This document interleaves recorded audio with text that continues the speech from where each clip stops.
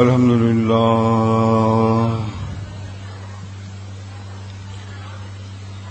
هو الله الذي لا إله إلا هو عالم الغيب والشهادة هو الرحمن الرحيم هو الله الذي لا إله إلا هو الملك القدوس السلام المؤمن المهيمن العزيز الجبار المتكبر سبحان الله عما يشركون هو الله الخالق البارئ المصور له الأسماء الحسنى يسبح له ما في السماوات والأرض وهو العزيز الحكيم إن الحمد لله نحمده ونستعينه ونستغفره ونعوذ بالله من شرور أنفسنا ومن سيئات أعمالنا من يهده الله فلا مضل له ومن يضلل فلا هادي له واشهد ان لا اله الا الله وحده لا شريك له واشهد ان محمدا عبده ورسوله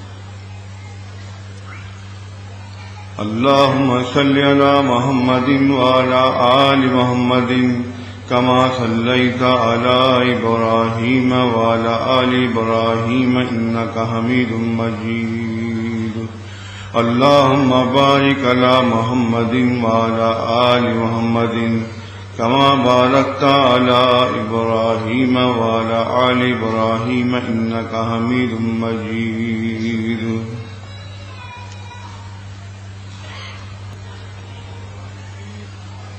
اسلام ایک ایسا دین ہے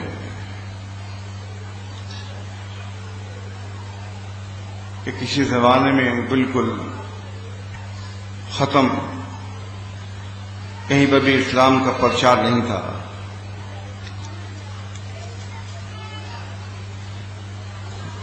شرک، بت پرستی،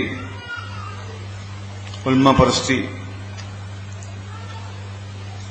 اور تمام وہ کام وہ جس کو اسلام نے حرام قرار دیا وہ تمام کام ہو رہے تھے. رسول اللہ صلی اللہ علیہ وسلم کو اللہ تعالی نے رسول بنا کر بھیجا اسی وجہ سے کہ وہ تمام کام جو حرام ہیں، جو شرک ہے، ان تمام کاموں کا قلع کما کریں. ایسے مشکل حالات میں اللہ تعالیٰ کے دین کو بلند کرنا بہت ہی مشکل اور بہت کٹھن کام تھا.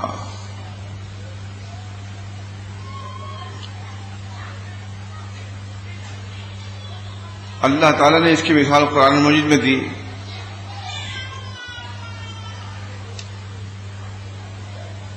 كزرع أخرج شطأه فآزره واستغلظ واستوى على سوقه. کہ جب کوئی دانہ زمین میں ڈالا جاتا ہے، بویا جاتا ہے،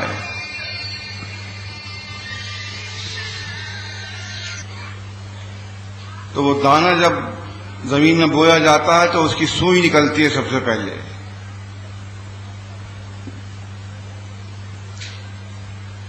اگر کوئی چاہے تو اس سوئی کو انگوٹھے سے مسل دے.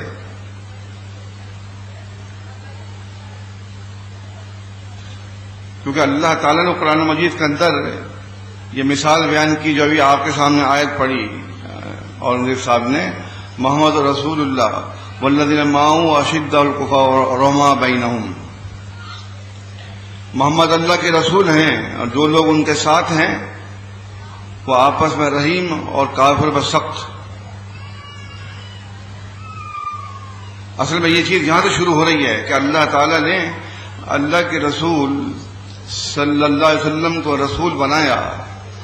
یہ وہ سوئی تھی جس کو اللہ تعالیٰ نے نبوت دے کر کھڑا کیا. فآذر شطہ، اور پھر اس کو اللہ تعالی مضبوط کرتا گیا. 1 سے 2 3 4 5 مکی زندگی ہے. اللہ کے رسول صلی اللہ علیہ وسلم ہیں، ابو بکر ہیں، غلام ہیں ایک ان کے ساتھ، 2 عورتیں ہیں.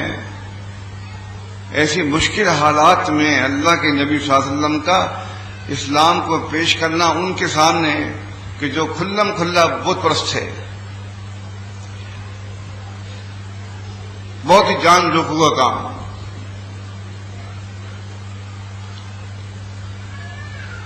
یہاں تو بتایا کذرین، اوپر بتایا محمد رسول اللہ، محمد اللہ کے رسول ہیں. والذین معہ، اور جو ان کے ساتھ ہیں، اشداء الکفار ورحماء بینہم، کیا ہم اس کی نظیر ہیں؟ کیا ہم دوسرے لوگوں پر سخت ہیں جو 2 فرقوں میں ہیں؟ کیا ہم آپس میں رحیم شفیق ہیں؟ کہ جو اللہ کے نبی صلی اللہ علیہ وسلم کے ساتھ لوگ تھے، فآذر شطہ، کہ وہ اس کی تفسیر ہے. واستغلظ، اس کو موٹا کر دیا، سوئی نکلی، اس کو مضبوط کرتا چلا گیا، پھر وہ گدا بن گیا. جب آپ دیکھتے ہیں درخت کے جو نیچے اس کی جڑ جو ہوتی ہے، اور پھر جب وہ درخت بن جاتا ہے تو اپنی واستوى علی سوقہ ہی، وہ اپنی جڑوں پہ استوار ہو جاتا ہے درخت. اور جب درخت بن کے وہ پورا بن جاتا ہے، اس کی شاخیں پھیل جاتی ہیں، تو پھر اس کو کوئی نقصان نہیں پہنچا سکتا. مگر یہ تو بہت بعد میں ہوا. میں جو بتا رہا ہوں آپ کو کہ اللہ کے نبی صلی اللہ علیہ وسلم کو اللہ تعالیٰ نے رسول بنا کر بھیجا. ان کے ساتھ 4-5 آدمی تھے، 4-5 افراد تھے. اس وقت یہ کہنا کہ اللہ تعالیٰ کو مانو، اللہ کی عبادت کرو اور تمام لوگوں کو چھوڑ دو، یہ بہت مشکل کام تھا. آپ کے اپنے پرائے ہو گئے، آپ کی زمین اپنی اجنبی ہو گئی، آپ کے اپنے خاندان کے لوگ اجنبی ہو گئے، سگے خون آپ سے جدا ہو گئے. کس وجہ سے؟ کہ آپ نے نبوت کا اعلان کیا اور اسلام کو پیش کیا. بعض لوگ کہتے کہ مکی زندگی میں بیعت نہیں ہوئی. نہیں، اللہ کے رسول صلی اللہ علیہ وسلم مکی زندگی میں بیعت لیتے تھے بھائی. اگرچہ آپ مغلوب تھے، جیسے میں بتا رہا ہوں کہ 4-5 آدمی ہیں، بڑی ہمت کا کام ہے.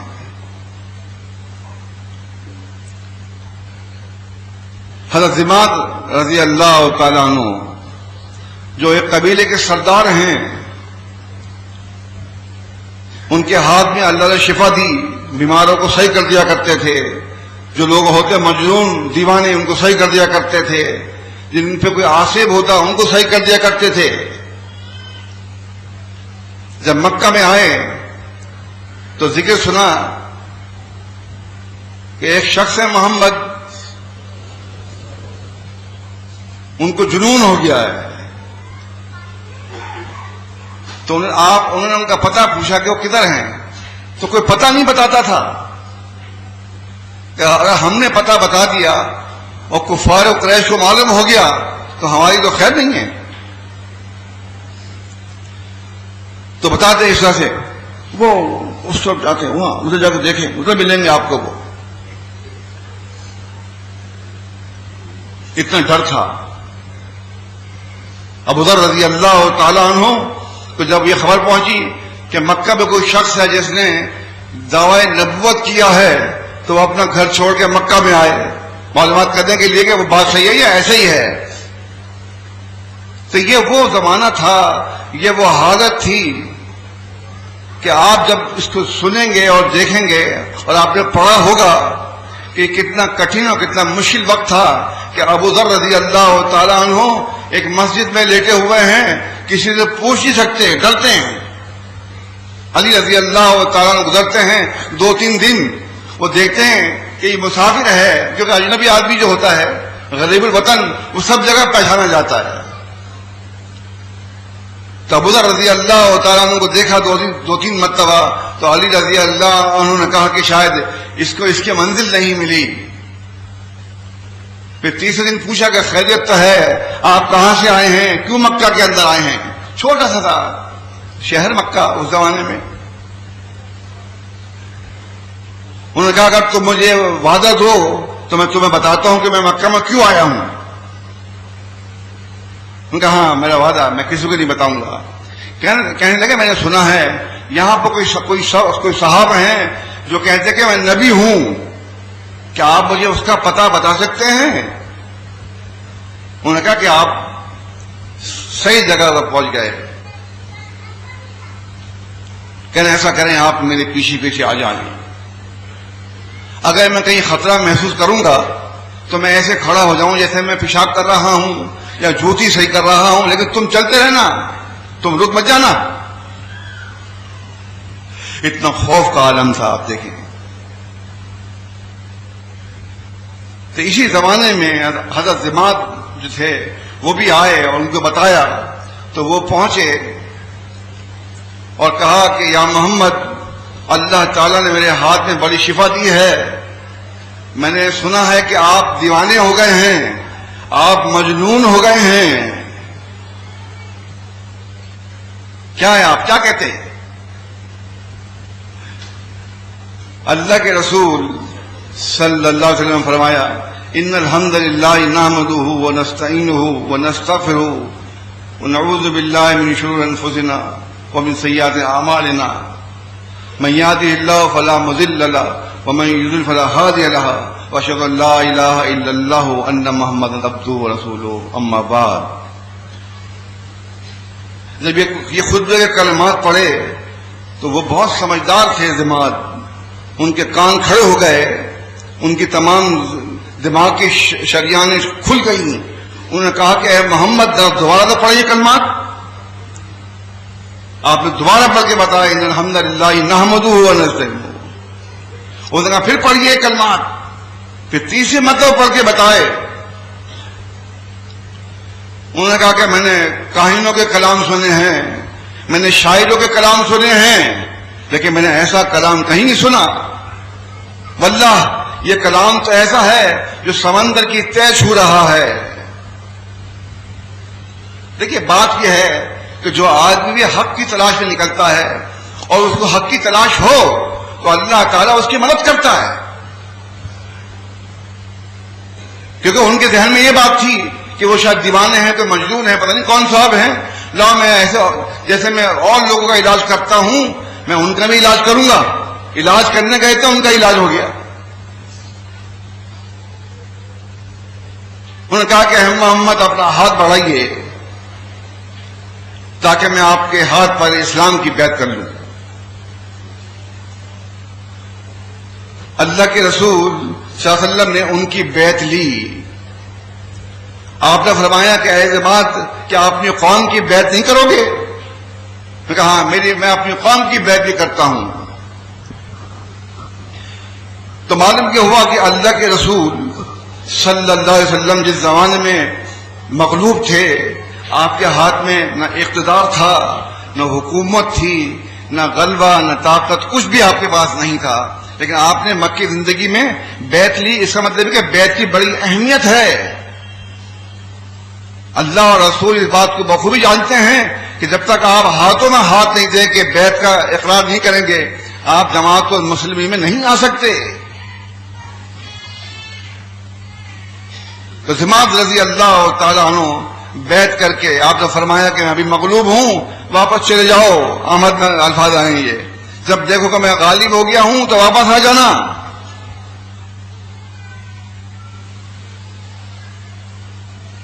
سنن کبریٰ بہقی فتح الباری میں اور کئی کتابوں میں نقل کیا ہے جس کی سند قوی ہے۔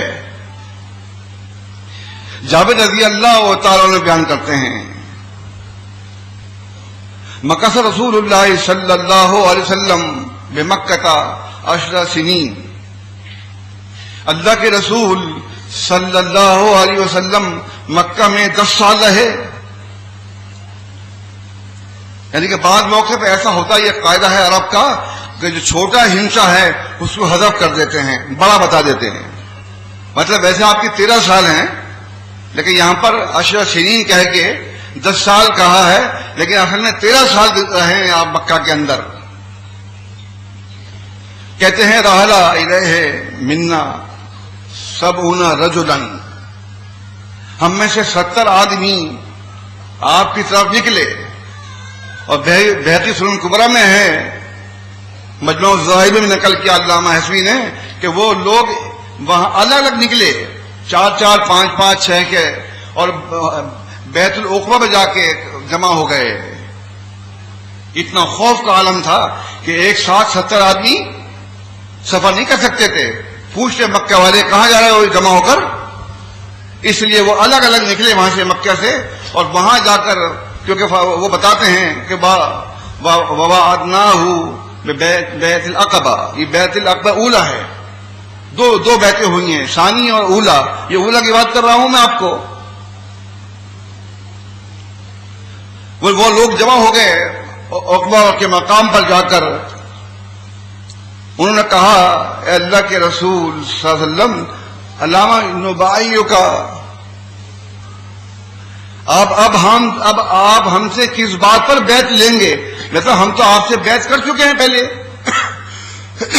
اب آپ نے ہمیں بلایا ہے تو اب بیعت کی کیا شکل ہے، کیا صورت ہے؟ کیونکہ وہ بیعت تو اسلام کی تھی، ٹھیک ہے نا، جو حضرت زماد سے کی آپ نے. لیکن یہاں بھی اس حدیث سے بھی معلوم ہو رہا ہے کہ وہ 70 آدمی پہلے آپ سے بیعت کر چکے تھے، لیکن آپ نے ان کو پھر بلایا بیعت کے لیے. تو پھر وہ پوچھنے لگے کہ اللہ کے نبی صلی اللہ علیہ وسلم ہم تو آپ کے ہاتھ پہ بیعت کر چکے ہیں، تو اب آپ نے ہمیں کس بیعت کے لیے بلایا ہے؟ اب کون سی بیعت کرنی ہے؟ فرمایا آپ کیوں وَعَدْنَاهُ بِبَيْتِ الْعَقَبَةِ، تو فرمایا اللہ کے نبی صلی اللہ علیہ وسلم نے عَلَى السَّمْعِ وَالطَّاعَةِ، اب میں تمہیں اس لیے جمع کیا ہے کہ میں تم سے سننے پر اور فرما برداری کرنے پر بیعت لوں گا. عَلَى السَّمْعِ وَالطَّاعَةِ فِي الْمَنشَةِ وَالْكَسْلِ وَعَلَى النَّفَقَةِ فِي الْعُسْرِ وَالْيُسْرِ. فرمایا اللہ کے نبی صلی اللہ علیہ وسلم نے سننے اور اطاعت پر، سمینا و اطعنا کہنے پر، کہ جب میں تمہیں کسی وقت آواز دوں، تمہیں بلاؤں، تم سے کسی قسم کی مدد چاہوں، تو تم کہو گے ہم نے سنا اور ہم مانیں گے. اس بات پہ بیعت دے رہا ہوں. فی المنشۃ والکسل، اور خوشی میں اور ناخوشی کے موقع پر اگر میرا حکم تمہارے پاس آتا ہے تو تم میرا حکم مانو گے. وعلی النفقۃ فی العسر والیسر، اور سختی میں اور آسانی میں خرچ کرنے میں تم سے میں بیعت دے رہا ہوں کہ جب کبھی ضرورت پڑے گی خرچے کی، پیسے کی، تو تم میری مدد کرو گے. وعلی بالامر المعروف ونہی عن المنکر، اور عمل بالمعروف اور نہی عن المنکر کی تم سے میں بیعت دے رہا ہوں. کہ اب جو بیعت ہو رہی ہے وہ کس بات پر؟ کہ جب تم واپس جاؤ گے تو اس بات کی تبلیغ کرو گے، عمل بالمعروف کی کہ لوگوں کو صحیح بات بتاؤ گے، اور نہی عن المنکر اور لوگوں کو غلط کاموں سے روکو گے.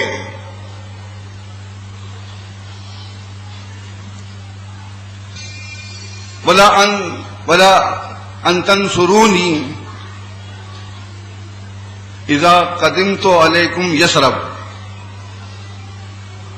اور تم میری مدد کرو گے جب میں تمہارے پاس یثرب آؤں گا، یعنی مدینہ منورہ آؤں گا. اس سے بھی معلوم ہو رہا ہے کہ ابھی مدینہ منورہ آپ نہیں پہنچے ہیں، اس سے پہلے ہی تمام بیعتیں ہوئی ہیں. تو جو لوگ یہ الزام لگاتے ہیں جماعت المسلمین پر، وہ غور کریں. آپ ان کو جا کر بات کر سکتے ہیں. ویسے تو میں نے ایک پمفلٹ لکھا تھا مکی زندگی اور بیعت، اس میں تمام یہ دلائل دیے تھے، بتایا تھا ان کو. لیکن پھر بھی لوگوں کا کام ہے کہ غلط بات کو کہتے رہو، کوئی نہ کوئی تو متاثر ہو جاتا ہے. تو فرمایا اللہ کے نبی صلی اللہ علیہ وسلم نے ان تنصرونی اذا قدمت علیکم یثرب، کہ جب میں تمہارے پاس یثرب میں آؤں گا تو تم پر یہ بھی لازم ہے، اس بات میں تم سے بیعت لے رہا ہوں کہ تم میری مدد کرو گے۔ عبادہ بن صامت رضی اللہ عنہ کہتے ہیں، یہ حدیث جو میں نے پڑھی آپ کے سامنے سنن کبریٰ بہقی میں ہے، فتح الباری کے اندر موجود ہے، اس میں حوالہ دیا انہوں نے سنن کبریٰ بہقی کا۔ عبادہ بن صامت رضی اللہ عنہ کہتے ہیں بایعنا رسول اللہ صلی اللہ علیہ وسلم علی السمع والطاعۃ، ہم نے اللہ کے رسول صلی اللہ علیہ وسلم سے بیعت کی سننے پر اور ماننے پر، کہ ہم سنیں گے اور آپ کی فرما برداری کریں گے، اس پر ہم نے بیعت کی آپ سے۔ اور جب آپ ہمارے پاس مدینہ میں آئیں گے، یسرا میں آئیں گے، تو ہم آپ کی مدد کریں گے۔